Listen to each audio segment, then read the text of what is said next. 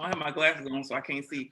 Good morning, everybody. Good morning. Good morning. Good morning. It's Roz McCarthy here. We are, going to be starting in about 60 seconds on our health and wellness webinar for this month, the month of December. Vanessa, let me know when you're ready to go live on Facebook. For all those who want to push this out on Facebook, if you go to M for MM United, put that in your search box. Once we go live, you can share it on your page if you like to. But we're going to have a fantastic discussion. And if you have any questions or if you want to put anything in the chat, we'll be checking the chat throughout the next hour that we're together. So Vanessa, let's go live. And we are live in the next 15 seconds. Let me know.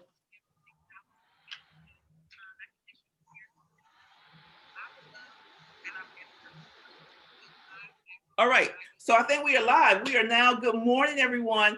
Hi, it's Roz McCarthy here, founder and CEO at Minorities for Medical Marijuana. I'm so happy to be with you this morning and so happy to have this great discussion, these wonderful guests and this great moderator that we have. And we're going to be talking about CBD and the use of CBD with children. And I have two kids. I have a 22-year-old and I have a 17-year-old. And we've talked about in our family about the use of CBD to help support medical issues that are happening with our children. I have friends that have asked me, can I use CBD with my kid? And instead of hearing it from me, I thought it was important for us to have some experts to really bring this conversation to a whole nother level. So first and foremost, let me introduce our guest and our moderator for today. Our moderator is someone that you're familiar with. She's my sister from another mother. She's my friend, my love, my ace, someone who believed in me before anyone else believed in me in 2016. Let's bring to the stage Cheryl Murray Powell. Good morning, Cheryl. How are you? Good morning, Roz. I mean, everything you said about me goes right back to you. Yes, please introduce yourself to everyone, Cheryl. Please absolutely. Give them a little snippet of who you are. Yes, no problem at all. But I do want to say it's good to be back with my Minorities for Medical Marijuana fam. My first job in cannabis was general counsel for M4MM. I was the general counsel for about 3 years. And it's just good to be back with this audience. So it's been fantastic to see the organization grow under Roz's leadership. And I give thanks for the opportunity. So just to give some background on myself, I am Cheryl Murray Powell Esquire. I'm a cannabis, agricultural, and dietary supplement attorney. I have the privilege of working with not only small business owners, applicants, equity applicants on the marijuana side, but I also work with larger corporations on the CBD side, CBD manufacturing side. So that's a blessing in itself. I, cut my teeth with CBD at Green Roads. I was there for almost 3 years as well as their in-house counsel. I worked in-house for Sunflora Inc. They're the largest CBD retailer in the world for about a year and a half. And now I currently still do work for them. I'm responsible for their international expansion into Europe and Caribbean, as well as working on their compliance from state to state. So that's kind of my CBD background from a corporate perspective. But beyond that, I sit on a number of hemp boards. I'm a founding board member for U.S. Hemp Building Association. I am no longer on the board. I resigned, and they have a new board in place, which I'm very proud of them. I'm on the board of the Friends of Hemp. I am a part of the ASTM International Standards for the D37 Committee, which is the Cannabis Committee, and I lead the work group on their global workshop, and I also lead the work group on equity, diversity, and inclusion for the ASTM. So I've been keeping busy. Cannabis and agriculture are typically where I work, live, and play, as well as dietary supplement is something I've recently added to my wheelhouse, and I'm enjoying that experience and education as well. Finally, I'm the Chief Marketing Officer for Cannabiziac. Cannabiziac was founded for 2020, and we are an incubator, accelerator, just a place for entrepreneurs. And we also work with nonprofits such as Minorities for Medical Marijuana and some other organizations to help them fulfill their advocacy goals. So with that said, I just wanted to make sure you got to know me a little bit more intimately as we get into this topic, which is about our children. That is our greatest gift. our children. I'm fortunate to have one son. His name is Judah. I've been really transparent about the fact that 4 generations of my family use CBD.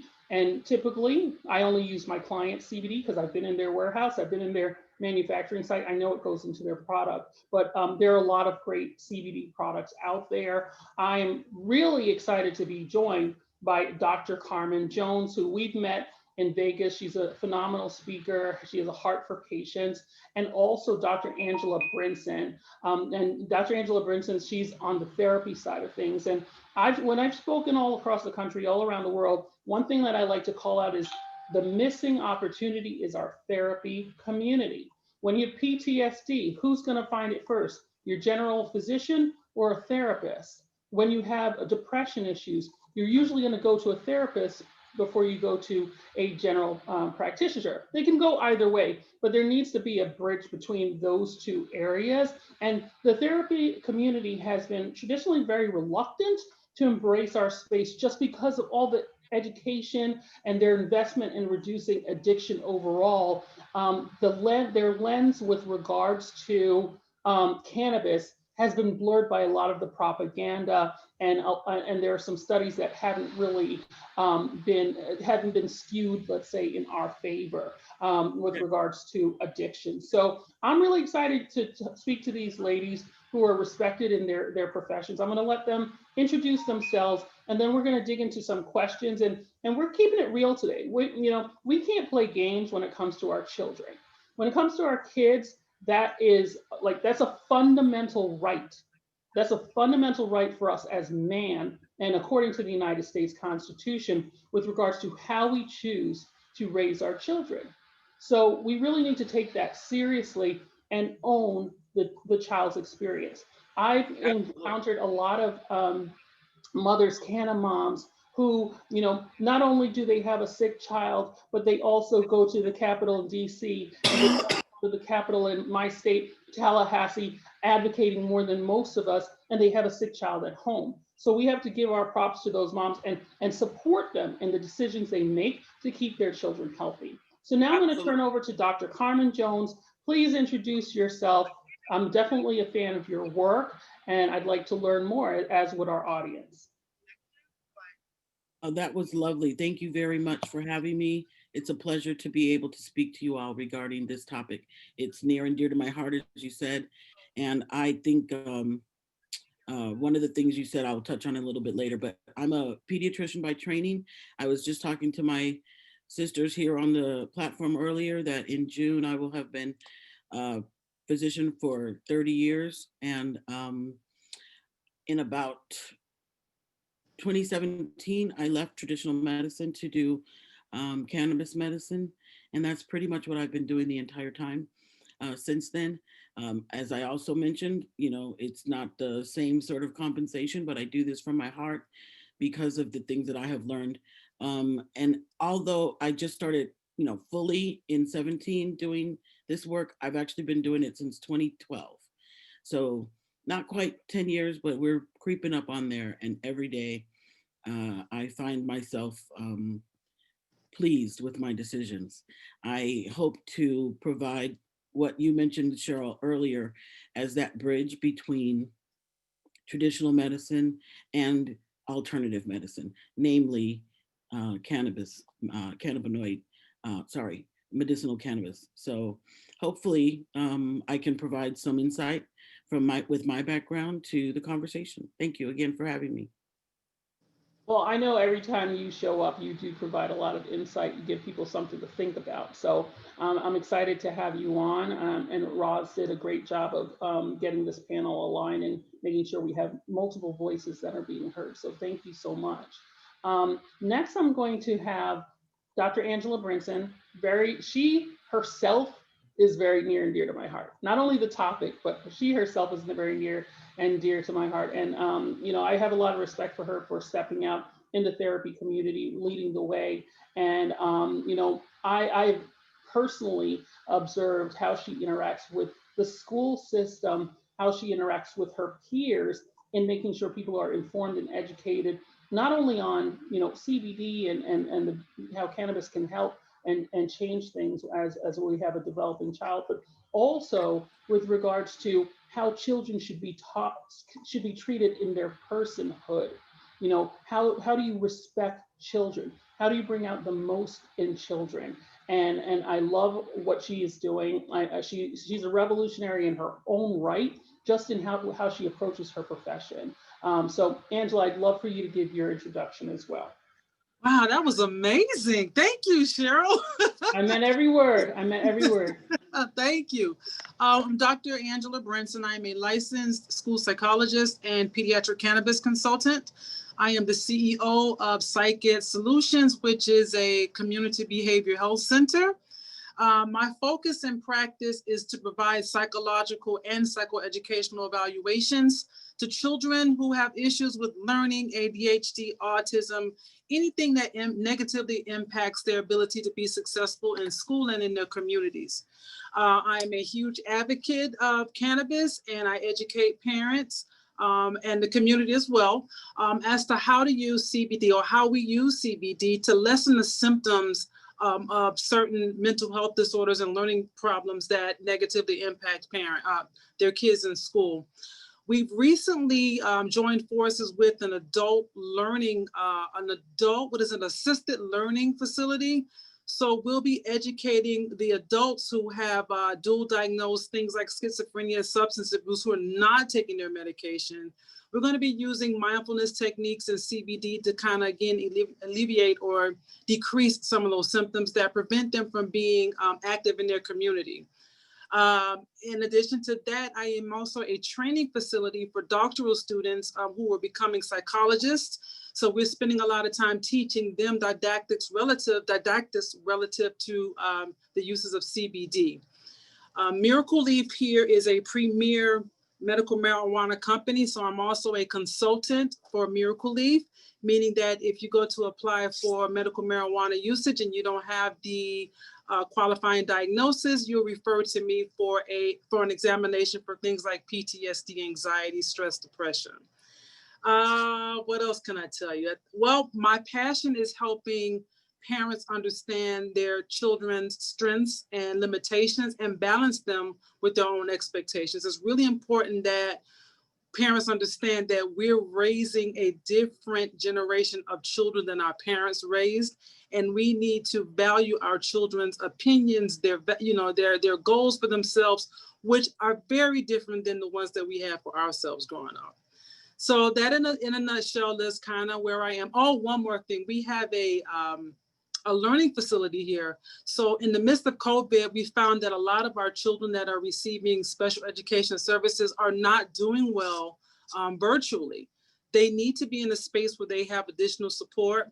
So right now we have about 20 children that we bring into the lab every day, and they are taught by a special education specialist while working with their virtual teacher online. So we're sure that they're getting that individualized support that they need. That's fantastic. That's a great service to the community. So, as professionals, well, first, before I go any further, I want everyone who's watching, make sure that you share this link throughout your network so other people can take advantage. This is a rare conversation between traditional medicine and alternative medicine and the therapy community. I haven't really seen it in cannabis, so please make sure that you share this so we can get out to as many people as possible. Also, if you're watching it on one of my pages or someone else's page, make sure that you do the due diligence of going back to the M4MM page, Minorities for Medical Marijuana page on Facebook, and like that page so you don't miss out on content in the future. So with that said, we're merging worlds here, but everybody has this common goal of wellness and health for our children. So the first thing we have to talk about is the stigma. So as professionals in your own right, and just taking the leap and saying, hey, I'm an expert on cannabis, let's talk about how that has impacted you professionally. Have you been received? Is it getting better? Were you ostracized for a while? Dr. Jones, can you please speak to the stigma overall in the industry, but also how it affects you personally?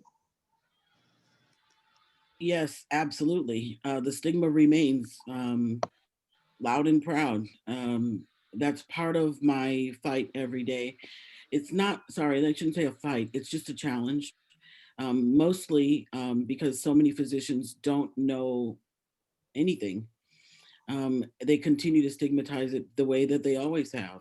I have parents, not necessarily, not only parents, but adults that I see that continue to be told by their, current primary doctor that, oh, it doesn't work, or they'll discount them immediately. Um, but I don't know. I have a different approach. I kind of don't care. I want to push forward. I go ahead and give them the language to speak to their physician with. As I mentioned, that's my. It's taken a while for me to settle into what my role is, but I'm feeling like the bridge. So I give them the language to speak to their own primary care doctors with, and if they don't, appreciate it, then I encourage them to find a new doctor. So personally, no, actually, I've been encouraged. I'm surprised. I haven't been attacked, pounced on, or criticized too much. Everyone knows that I do this all the way, to the state board, and I feel encouraged about the future. That's awesome. And I know you're from the West Coast, so it's, you guys were the pioneers over on that side. So it's really good to hear that, the stigma's been reduced over there. Dr. Brinson, please, the same question. Yeah, so about 70 to 80% of my population are Medicare recipients. And the average child that comes into my office with a diagnosis of ADHD is on 3 to 4 different types of medications. So more than anything, I try to get parents encouraged and empowered to take control of that. You don't have to have your kids on all these medications.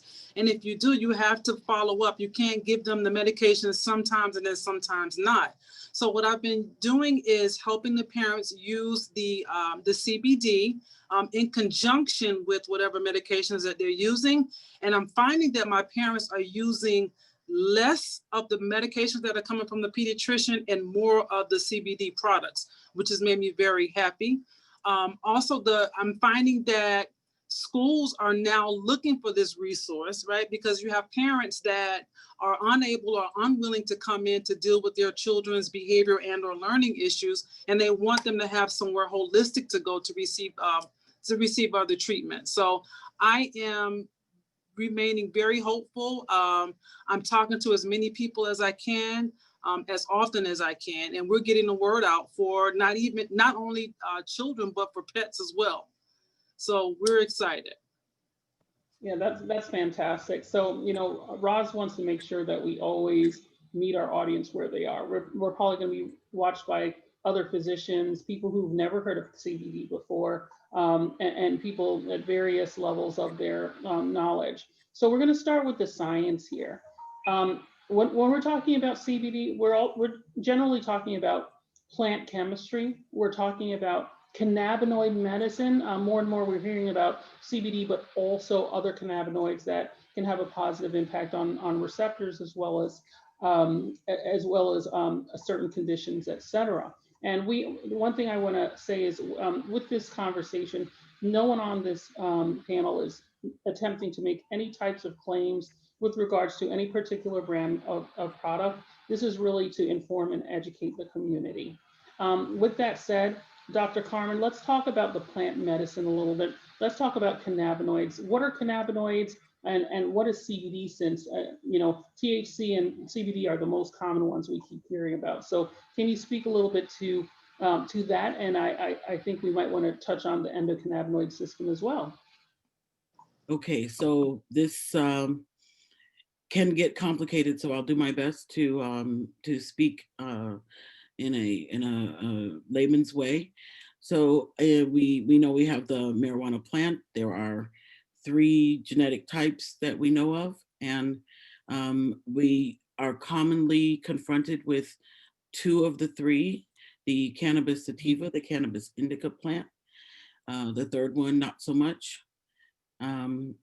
These plants have chemicals in them when you break them down, and those chemicals are called cannabinoids. Some people label them as major and minor. They have identified well over 100 of them.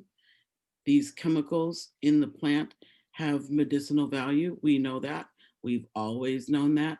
Politically, they've tried to convince us that it did not, but we've ignored that because we know that's not true. The most common chemicals that are in the plant are THC, which we all have, well, many of us know as the psychoactive chemical that makes us high, if you will, from the medicine. And the other common cannabinoid is CBD, what we're talking about today. This is more plentiful in the hemp version of the plant and or more accessible, more varieties of those CBs, I call them, not just CBD, there are others, but we'll stick to just the basics right now. And so these are also the most commonly studied chemicals in the plant. Sometimes here in the States, most often not in terms of the studies, but that's the basic breakdown of to answer that question. Thank you. Thank you Oh, so oh, much. sorry, Yes. forgot that. Endocannabinoid system, also Yes. quickly. So I explain it to my patients this way. We have a cardiovascular system, a neurological system. What people don't know or were never told is that we also have something called an endocannabinoid system. So this has always been there. We know it, we feel it. If you happen to be one of those people who I'm going to use it again, more layman's term, sort of like you've heard the term endorphins. So the feel good chemical in your body when various things occur. But more importantly, this system touches just about every organ system and every cell in our body. It creates balance in us. When it is out of balance, we are out of balance. I have theories on my own as to the health of our society for the last 80 years lacking it. However, can't prove that yet, so I'll hold that one on my own. But nonetheless, this system remains in our body to help us maintain what they call homeostasis or balance. And so these chemicals will attach to the receptors, whether they be natural, which we can make our own cannabinoids, that's called endocannabinoids, versus phytocannabinoids, which are those plant-based cannabinoids I just mentioned from the actual cannabis plant. So that's, I think, as simple as I can make it for now. Hopefully that was clear enough, but Yeah, that was a great explanation. You know, every mammal has an endocannabinoid system and receptors that directly relate to the plant. So I think it's just phenomenal. The first cannabinoid that was discovered was anandamide, which means bliss, and that is made within our bodies. An endocannabinoid, as Dr. Jones appropriately distinguished it as. So yeah, thank you for that explanation. It was phenomenal. Thank you. I think it gets everybody on the same page. And the next question is for Dr. Brinson. There are a variety of ways where you can take in cannabis, and for children, there may be some that are preferred. So can you talk about the various delivery systems, modes of delivery for cannabinoids? Well, for my pediatric population, we use the tinctures and the gummies. Got to be honest. Well, we also use the lollipops. I'm not a huge fan of the gummies or the edibles, just because I worry about parents and children's perception of what that's being used for. Because a lot of times I have parents that will do things like give their child NyQuil so they can go to sleep and parents can do what they want to do. So I'm very cautious about that. That's why I prefer the tinctures or even the teas. For the teenagers, we sometimes recommend the vaping because they're already doing it. So we want to educate them so they can be healthy about their choices with it. Ultimately, what I'm working on now is trying to work with doctoral students to help us investigate, to do a research study on the impact of CBD in students with various learning and behavior problems. Awesome. And I know capsules are another one that if you are really leaning on the side of specific dosing, you may use cannabis capsules. However, for the child population, I've seen exactly what Dr. Brinson described, tinctures sublingually under the tongue, gummies and lollipops, some type of candy form to kind of disguise that it is medicine, has also been used under supervision responsibly with pediatric patients. So thank you for that, Dr. Brinson. Another method that may be really good for kids is they've come up with these film now, kind of like you may remember, the mouthwash film, like the Listerine strips. Oh, like the strips. Oh, that's a good one. Yeah, That is yeah. good. but that uses a different technology, the new nanotechnology. But again, too complicated for this. But that's another method that I like a lot because it dissolves really fast. Fantastic, excellent. Love the fact that there's variety and we have the opportunity to make choices. Now we're going to get to the heart of the matter with regards to CBD in children. What are the studies saying? That's what we want to talk about. What studies have you read that convince you that you're on the right path? Annually I speak at the Caribbean American Neuroscience Conference in Jamaica, and we usually have at least one presentation on CBD with regards to epilepsy and seizures in children. So I know there's been a lot of studies in that area. In fact, Epidiolex is designed for specific types of seizures, and that's actually a pharmaceutical form of CBD. But there are, as we know, a number of over-the-counter CBD products available, and they will be most likely identified as in the dietary supplement category.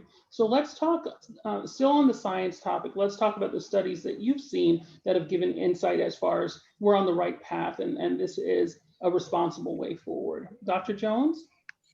So I'll pick up where you left off. Very good segue there because, my colleagues in medicine always trying to mimic what God created.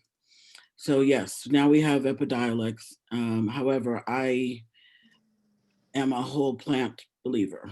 So I'm not sure why the concept is to purify down just to the one chemical when what we have learned with studies is that the whole plant works together. So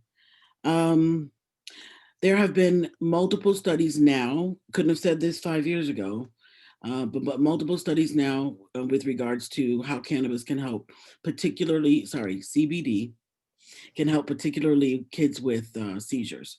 And as you mentioned, the particular seizure diagnoses that are the most egregious are, they're all horrible, but these two, Lennox-Gastaut syndrome and Dravet syndrome. So these are the ones that the pharmaceutical company has approved Epidiolex for, pharmaceutically purified CBD.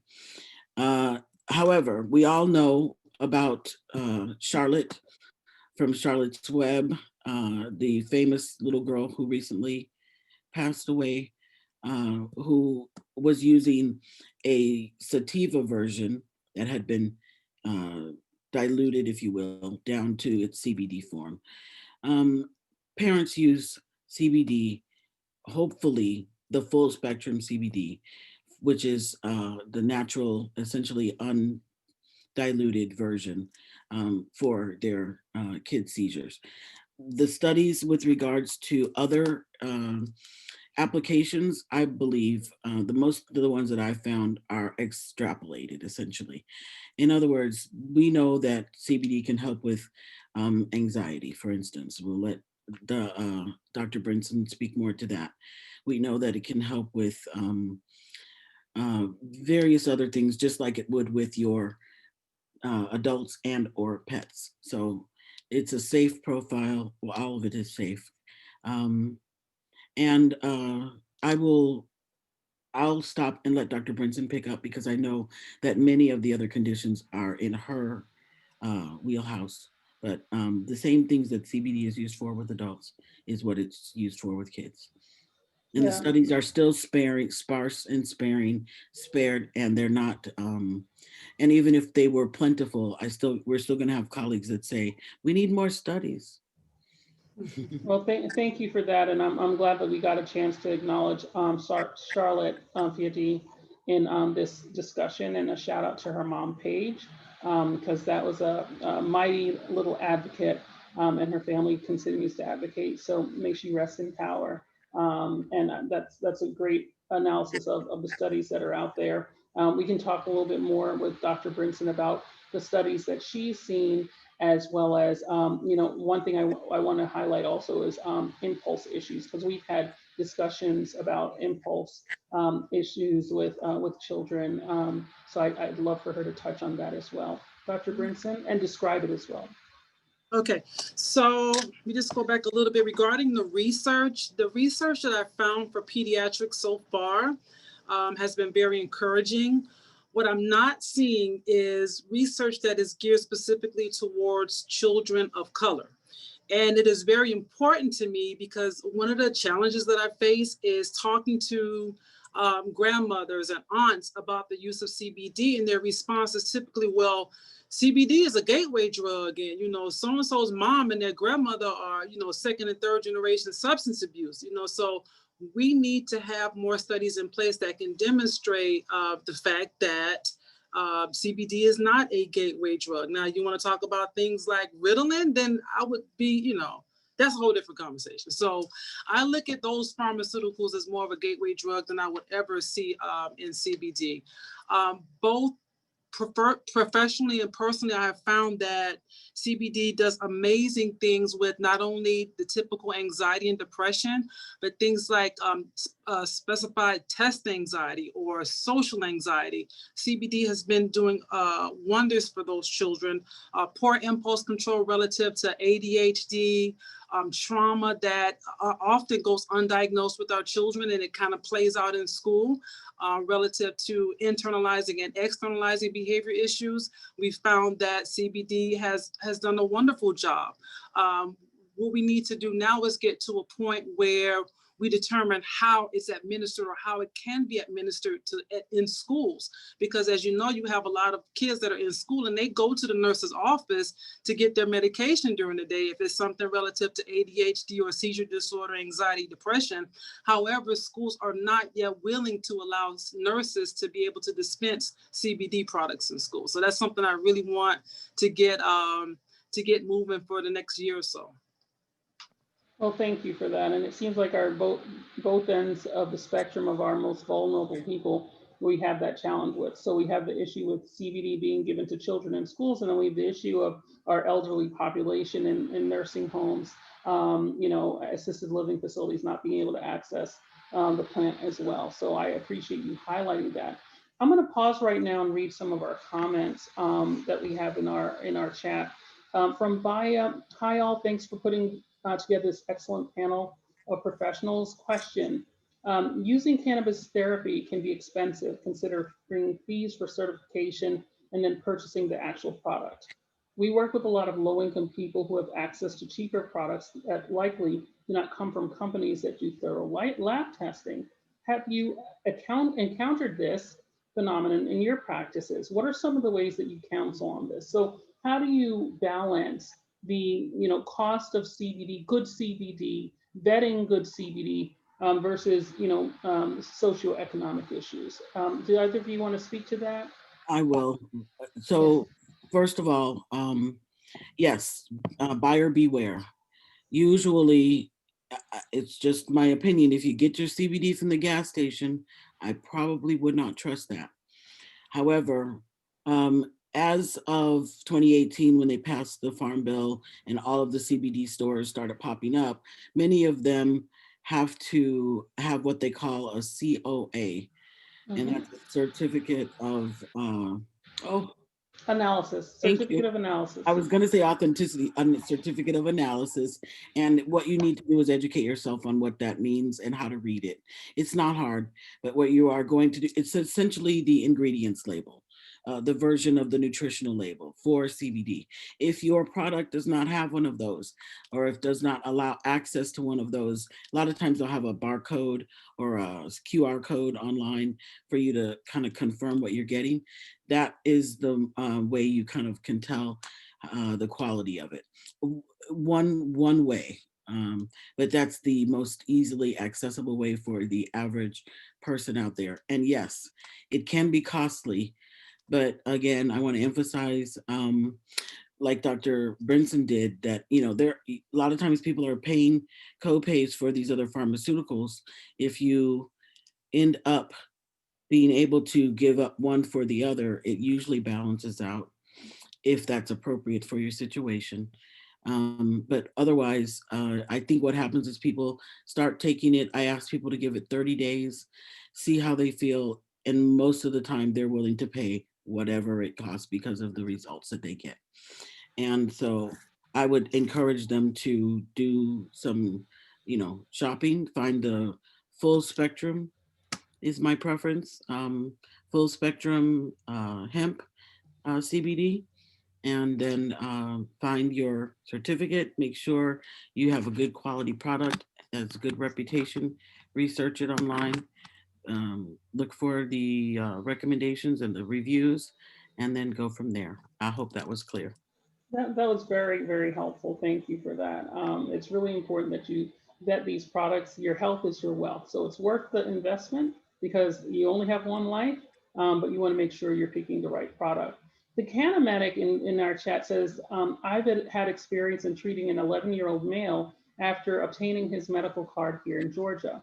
The child was end stage and we administered it to him textually for the first 10 days to boost his endocannabinoid system. So that's great feedback. And again, you don't require a card for CBD, especially now. There were some states such as Iowa where there was some type of registry required for CBD users, but that's no longer the case. So where it is available, it's available over the counter. Thank you for that, Canamedic. Michelle Walker, I give my kids the gummies and tinctures. Thank you for that endorsement of our physicians and our professionals here. Canamedic just highlights the nanotechnology. Nanotechnology is going to be a vital key for pediatrics and the elderly. Thank you for that comment. Kimberly Duncan, you ladies are amazing. I'm a pediatric nurse, and there is so much education that needs to be done in the community. Question for one of the doctors: how do you dose the tinctures and CBD by weight, and how is it titrated? That's a great question because cannabis it's not always a weight paradigm that we look at, but please, Dr. Brinson, Dr. Jones, either of you can jump in here. I'll just be brief, Dr. Jones, you can take this one. For me, it goes by like a condition range. So like 1 would be mild, meaning things like anxiety. 2 would be something like ADHD. And 3 would be something like depression, something more severe. So I take that and I go by the pounds, and this is the type of milligram I give that I recommend. So I think that the way Dr. Brinson described it is probably the most appropriate, sort of like we say low and slow in the industry. Many of the products are pretty much regular strength or extra strength. And that's probably just easiest because it's the way we look at everything in medicine, at least, in an over-the-counter type way that's familiar to people. But on a more scientific basis, if you're the nurse or the parent that's taking care of a challenging situation, the studies that were done, I saw everything from 0.5 milligrams per kilogram per day, all the way up to 26 milligrams per kilogram per day. If you calculate that out for a 60-pound child, that's a lot of CBD. That is. So it's usually not necessary to have that much, and nobody's asking or recommending that you take that much. There have also been studies that show you can actually overdo it. So again, being that the product is usually so costly, you have a regular price or regular strength and an extra strength. And I think that that's the most appropriate way. But in my opinion, based on what I've read and learned, if you want a number, something like around 5 milligram per kilogram per day is appropriate. Thank you so much for that. And there's an industry study going on currently. One of my clients is actually organizing this study, and it's a real world evidence study. So the FDA is starting to embrace real world evidence data with regards to making their decisions. This is a study that's been approved and under the guidance of the FDA, and it's done by Valid Care. So they've identified 12 CBD brands, and they're doing a liver toxicity, or and they're also including a component with regard to male reproductive health and how CBD affects the liver and male reproduction, as well as they're doing the Stanford sleep study. So we're really excited about that study. Can't wait to find out the results of that, and that the FDA is waiting for the feedback on that. One of my current clients, Sunflora, is also a participant in that study. So if you want to find out more information, just go on the Valid Care website, or go to just Google Valid Care liver study, and you'll see more information about that. So the outcome should be available within the next month, and they're starting another round. So there are CBD companies that would like to participate in the next round, next cohort of the liver toxicity study. Please, you can email me at smpesquire, SMPESQUIRE at outlook.com, and then I'll get you in touch with the CEO of Valid Care, so your product can be included in that liver toxicity study. With that, I'd like to share a brief story, and then we're going to go into the parent's decision to use CBD.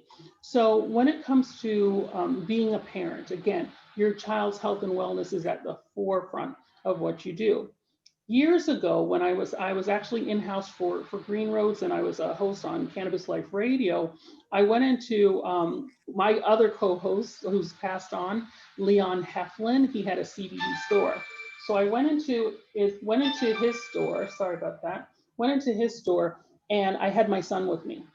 And my son was sleeping, so I put him on the couch to sleep, and I was doing a store visit.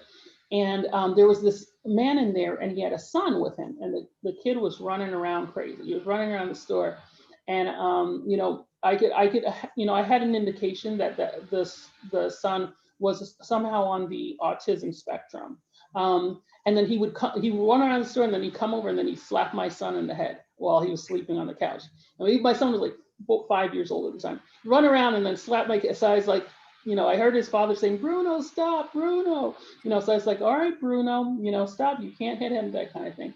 Anyways, I start talking to the dad, and I said, "Have you considered? You're in a CBD store. Have you considered, you know, CBD for Bruno? Have you spoken to your physician about it?"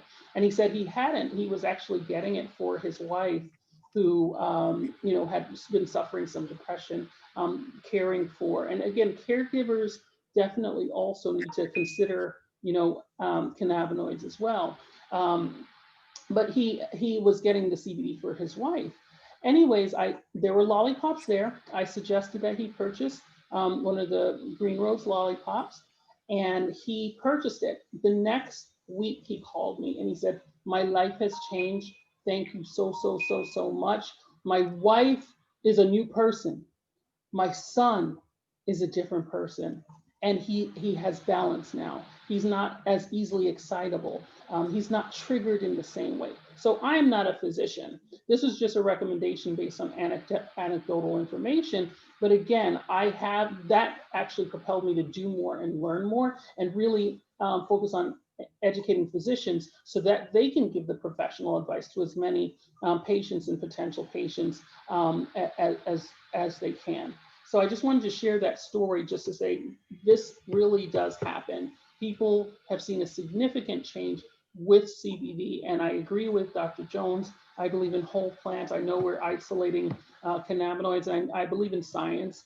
However, I do think there's value in looking at whole plant medicine. So with that said, let's talk about choices. Let's talk about our own individual sovereignty as a person. How, you know, but of course, parents don't want to get in trouble. So Dr. Jones, how do we approach that parent choice versus, you know, you want to make sure you're doing the right thing and you're not jeopardizing your freedom?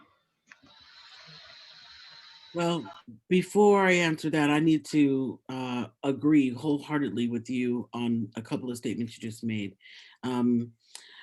Part of the reason I have transitioned from general medicine into this alternative version is because as I started early in this last 2012, 2013, people were coming back saying, "Thank you for what you do. My life has been changed." And nothing is better for a physician or a healer or a counselor to hear than what they're doing is helping. So to hear over and over and over, my life has been changed, is life changing for us as providers. Um, with regards to the caveat that you mentioned earlier is ask your physician. I have so much trouble with that, only because asking them, a lot of times my colleagues do not know. They aren't to be trusted, in my opinion, to give us an educated answer unless they are educated.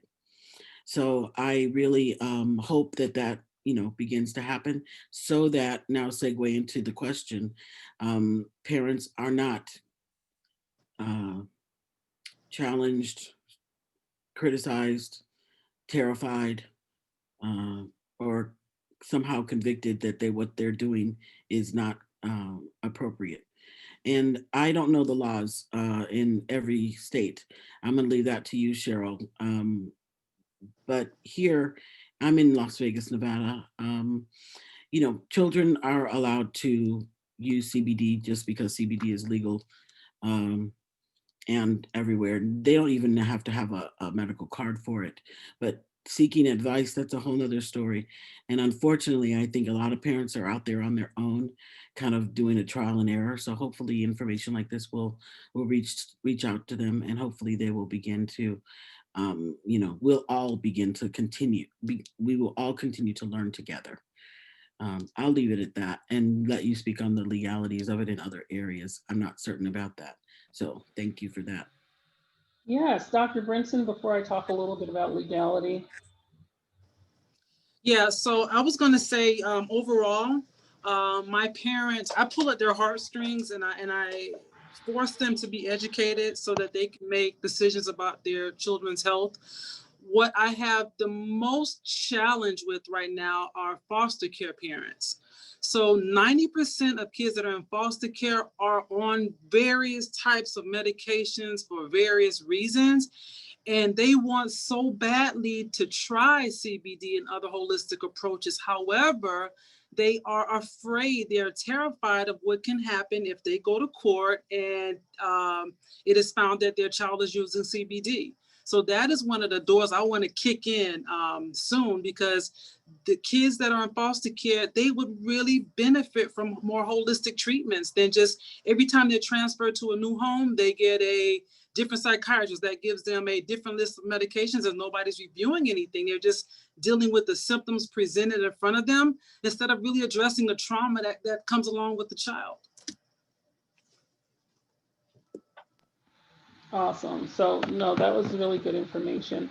There was a question from Losi about, which I missed, I'm so sorry, that she'd love to learn about the legal aspect. And is it still Schedule 1? How do parents get around CPS interventions? So thank you, Bayat, for bringing my attention to that inquiry. So let's talk CBD legality, hemp legality, CBD legality. So I guess it all starts on with the federal government. And, federally, from based on the Farm Bill 2014, hemp was legalized in accordance with, cultivating once this, and it turns on the sourcing, and it turns also on the THC percentage. So let's look at it like that. So let's start federally, and let's talk about the two main components of legality, which were expressly written in the Farm Bill of 2014, sourcing, and as well as the THC limit. So as long as it was sourced from a lawful hemp pilot program, which at that time required a university partnership, as well, university or any Department of Agriculture partnership, and it had to be less than 0.3% THC. Fast forward to the Farm Bill of 2018, which actually descheduled hemp. Now, the common interpretation of that is that when hemp is descheduled, its derivatives are descheduled as well. So if it's derived from hemp, then it's lawful. Also with the Farm Bill of 2018, the USDA was given authority from a cultivation, from an agricultural perspective, and then the FDA was given authority from a hemp and foods perspective. The USDA has released interim final rules that have been in review. It's had a comment period, and there's still controversy around that. And the USDA has extended the Farm Bill of 2014. But most states have submitted their plan for approval to the USDA. In fact, recently there was a withdrawal of a plan where it was approved, and then the state withdrew so they can operate under the 2014 guidelines. So just going back to sourcing and THC percentage, what the Farm Bill also does is it empowers the states. It says we're not going to preempt the states. States can be stricter than we are. And what that means for the consumer, what that means for the producer is you have to look at your state's guidelines.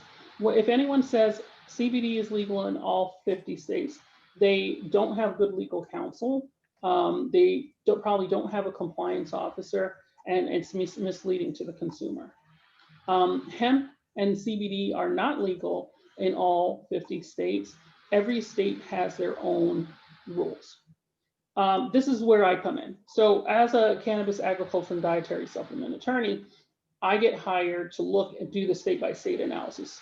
Usually when a CBD company is born, it operates locally. It operates within their state. So they're really only concerned with how can we, manufacture and distribute within my state. Then they start making more money and they're like, hey, I'd like to I'd like to sell to people for distribution in other states. And you have to make that decision carefully.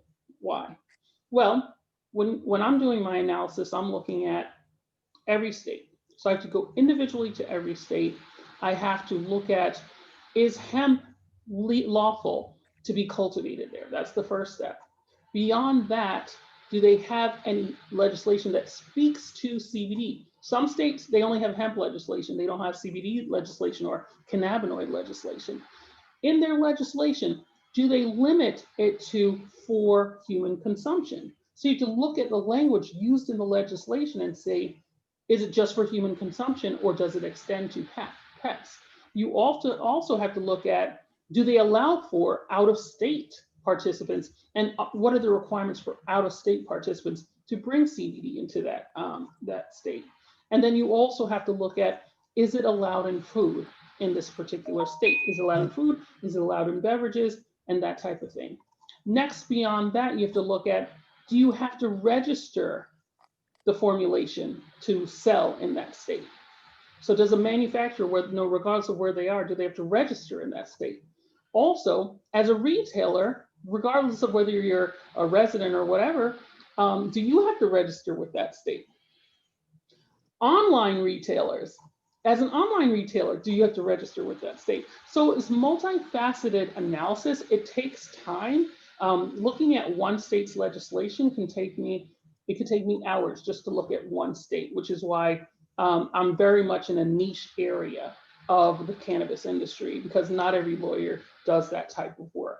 So with that type of analysis, then you can determine legality. So, at the highest level, that answers your legality question. Now, keep in mind that CBD can come from the marijuana plant, and it can come from the hemp plant. They're basically the same plant.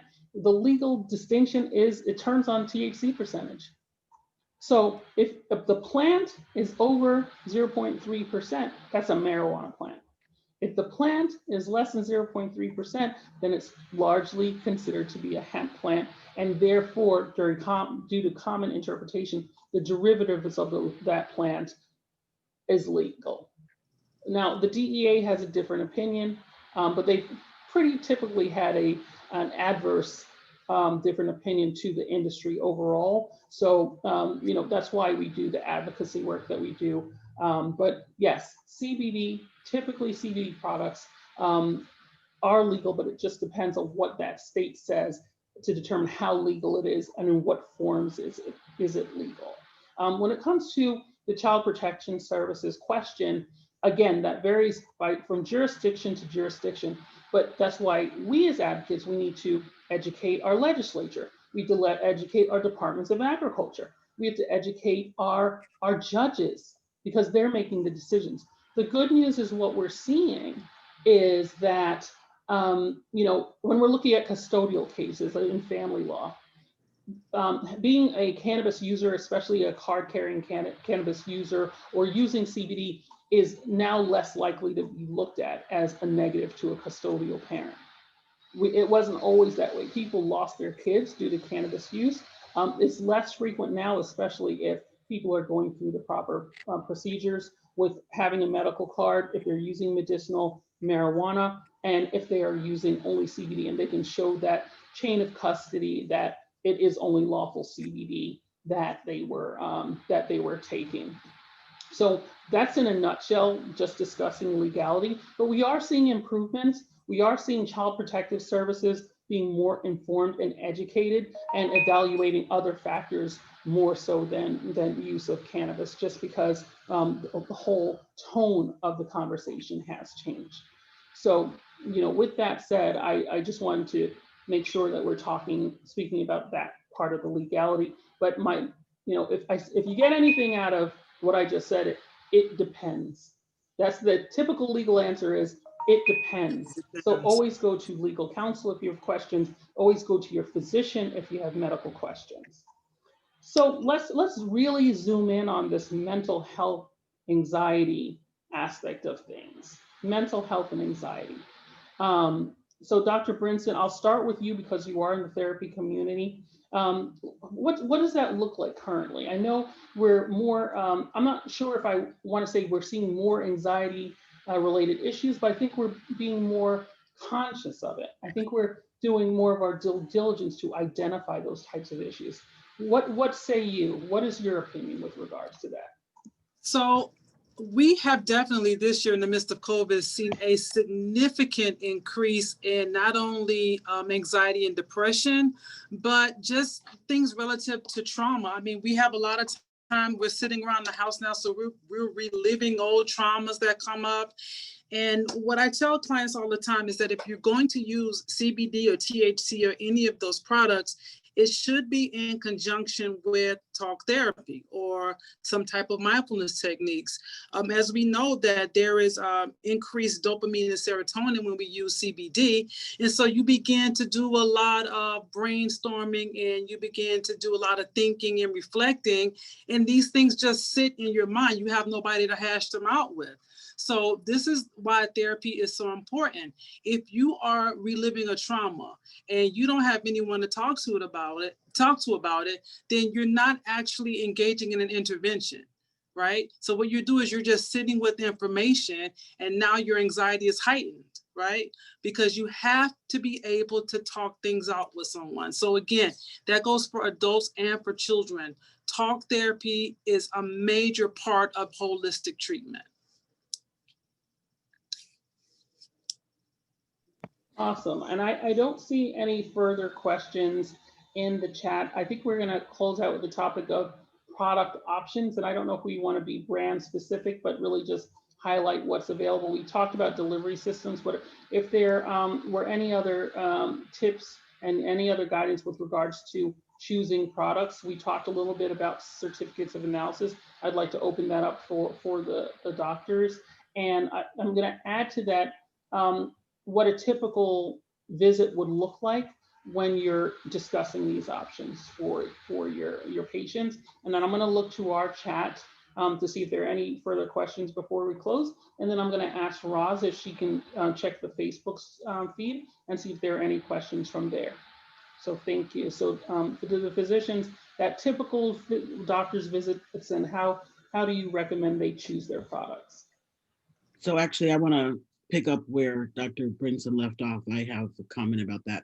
Actually, earlier you mentioned that perhaps patients who have anxiety might go see the therapist versus someone who had a medical concern. I offer an alternative scenario that a lot of times patients will be going to their regular doctor for regular visits, especially in pediatrics, where they see their doctor so many times. That primary care physician is the one that likely is to pick up the mental health concern, whether it be anxiety or something more serious, long before they even get referred or find themselves in in the therapist's office. So uh, brands, I don't have a comment about that.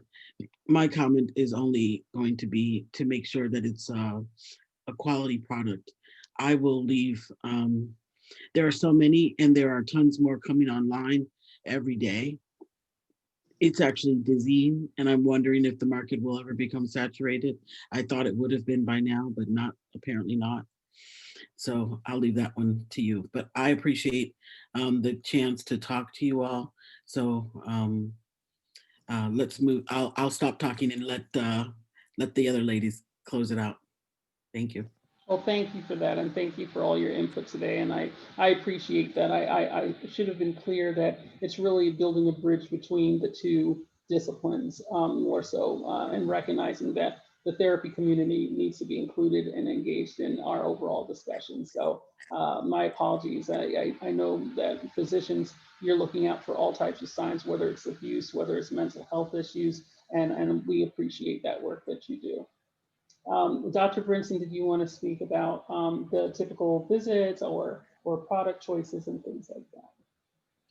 Well, just very briefly, when a parent calls in to ask for something like a psychological evaluation or counseling, we typically bring them in and we do an assessment, whether it be a full assessment or just a mental status evaluation to kind of determine what the concerns are, how often they're happening, and if they're happening both at home and school or one or the other.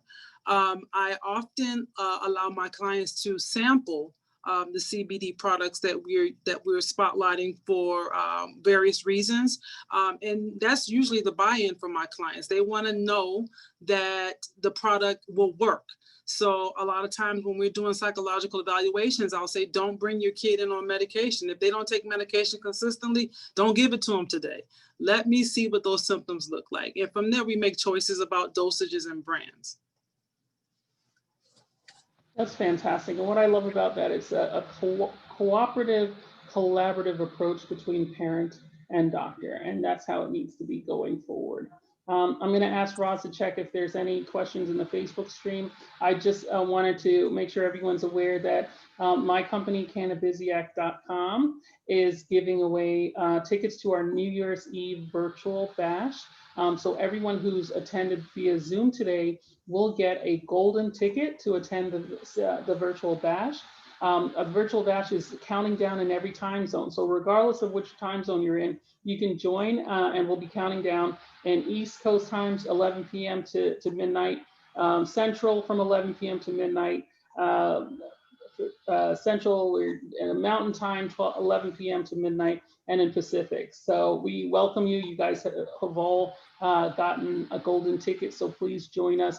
We're going to have guest podcasts. So we're talking to She Blaze with Dashita Dawson and Ice Dawson for East Coast. We're talking to Leah Laskins with the Texas Hemp Tour for the Central Time Zone.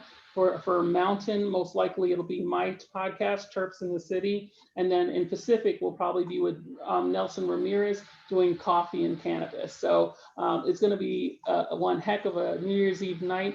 Every power hour, we're going to be giving to charities that are near and dear to our heart. So we'll be able to donate as well. So we'll look forward to seeing you guys there. If you're interested in joining us, go on cannabiziac.com/events. If you're in the Zoom, please put your email address in the chat so I can send you your golden ticket. Thank you so much. Roz, are you seeing any additional questions in the Facebook stream? Yep, I do have one question. Oh, fantastic. Vanessa, From Lola. perfect. She asks, should we encourage lawyers to consult patient advocates for mitigation in defense of their medical marijuana clients who are facing ACS cases? I mean, we should always encourage people to consult with lawyers and lawyers to be available and educate themselves on the various implications in the industry. I think I usually say that, regardless, and I say to pre-law students, no matter what you do, that industry has a lawyer. So if you're passionate about healthcare, then you can become a healthcare lawyer. If you're passionate about criminal stuff and social justice and civil rights, then become that type of lawyer. If you're passionate about business and corporate, become that kind of lawyer. And I think I'm just reversing that statement in response to this question, when no matter what a client is going through with a medical professional, a doctor does not need to be in that posture of giving legal advice or making assurances or making promises. The best thing that a physician can do is, one, consult with an attorney to understand their liability, and two, encourage their patients, if they are concerned about liability issues, then they need to consult with a physician, and that alleviates the liability for the physician. Why do we need that to happen? We need our physicians to feel comfortable practicing. They've already taken risks in the early days to get us to where we are today. Last thing we want to do is jeopardize our physicians and their ability to practice.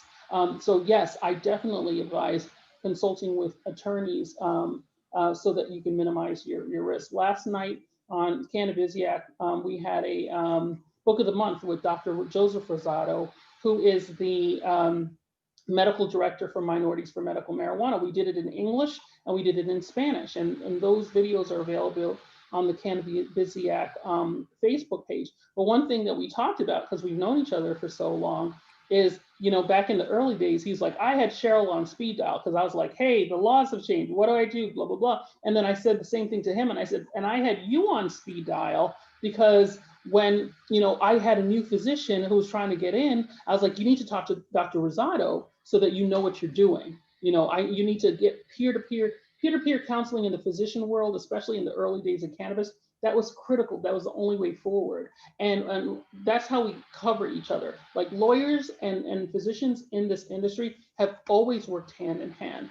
And I give doctors all the credit because they are the gatekeepers of the cannabis process. They're the gatekeepers and the doorway to legalization. So long response to your question, absolutely, I encourage for physicians and lawyers to interface so that they both understand each other's world and that they each stay in their lane. Any other questions? And that was it from online. All right, excellent. Well, I don't know if Roz is available and she wants to do the closing and talk about membership and how you can join Minorities for Medical Marijuana. But I'm going to read a couple of the comments in our chat here to close out. From Rhonda, it has been wonderful to hear this from the educational perspective. Thank you, everyone. Michelle Walker, thank y'all so much for this information. Thank you. Nurse Ebony, thank you. This has been a great discussion. And so it looks like we've kind of knocked the ball out of the park as far as engagement and feedback. Renee says, thanks you all for this, so much for this wealth of information. I learned some things on here today.